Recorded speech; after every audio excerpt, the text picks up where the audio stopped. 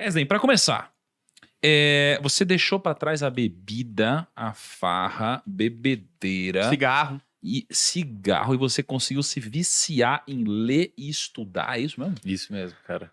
Cara, como? Não é possível. Até 2013, 2014, mais ou menos no meio da graduação de psicologia que eu fiz lá no interiorzinho, bem no interior do Rio Grande do Sul,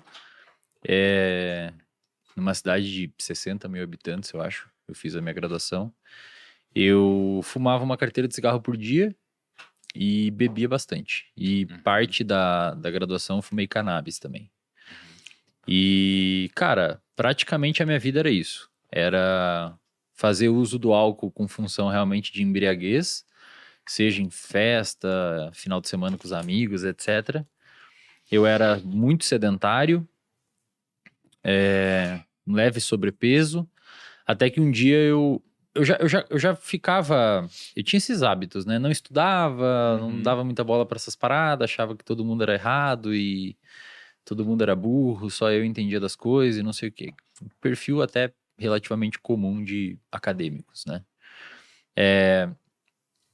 Até que uma vez, cara, eu fui descer do ônibus para ir para casa e eu tinha que andar umas 2 quadras. E eu cheguei em casa muito ofegante e não tinha subida. Aí eu pensei, caramba, cara, eu não consegui andar 2 quadras sem ficar ofegante. E isso acabou me gerando um alerta. Pô, mas, sei lá, mas se eu tenho que correr de um ladrão, se eu tenho que... Não tenho nem condicionamento minimamente para sobreviver numa, sei lá, na selva. Se fosse um antepassado, eu seria excluído pela seleção natural das espécies. E ali eu comecei a ficar um pouco incomodado. E normalmente, Thiago, a mudança de hábito, as pessoas muitas vezes perguntam, pô, qual que foi a virada de chave? O que que você fez ali que virou sua chave? Eu sempre falo que mudança de hábito, ela é uma coisa gradual. Você começa a mudar um hábito quando você começa a se incomodar com aquele comportamento, mesmo você continuando executando aquele comportamento outras vezes, até que em algum momento você tem, de fato, uma configuração contextual que faça você alterar o seu comportamento. Mas não é uma virada de chave. Muita gente acha que é uma virada de chave, por isso começa a academia e uma dieta na segunda-feira e quinta-feira já não consegue mais manter. Porque não é uma virada de chave e não dá para tratar como uma virada de chave. A virada de chave ela é muito lenta e começou aí. Lá atrás, quando eu começava a ficar incomodado com isso, mas continuava. Continuava bebendo, continuava fumando, continuava não sei o quê. Não estudava nada, não pensava em futuro e nada disso. Aí eu comecei a acompanhar muitas pessoas que praticavam corrida. E eu comecei a me arriscar na corrida. Então, comecei a correr bem gradualmente, dava uma corridinha, caminhava, corridinha barra caminhar. Tipo, corria assim, 1 quadra, caminhava 2, corria 1, caminhava 2. Sempre no mesmo percurso. Até que chegou um momento eu comecei a correr o percurso inteiro, porque eu fui ganhando uma resistência cardiovascular, cardiorrespiratória. E quando eu comecei a ganhar essa resistência cardiorrespiratória, ou seja, eu comecei a formar ali o hábito da corrida, eu continuava fumando cigarro aos finais de semana e dia de semana, mas já havia diminuído um pouco.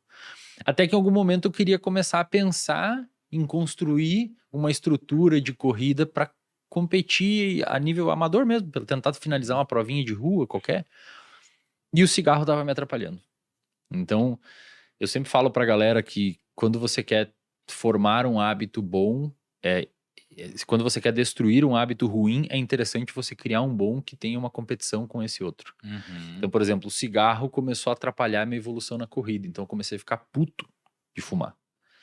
Falei, pô, não acredito, cara. Porque antes fumar cigarro pra mim tinha uma função. Uma função social, os meus amigos fumavam, então na hora do café a gente fumava, na hora do intervalo da aula a gente fumava, trocava uma ideia. Era uma função social para interagir com aquele ambiente, com aquele contexto. Então o cigarro tinha uma função legal na minha vida. Eu sempre falo, a gente pode falar depois se vocês quiserem sobre isso, mas tem uma máxima na psicologia comportamental que é todo comportamento tem uma função. Você não se comporta sem função. Você tem uma função para tudo, tem uma função. E o cigarro tinha essa função.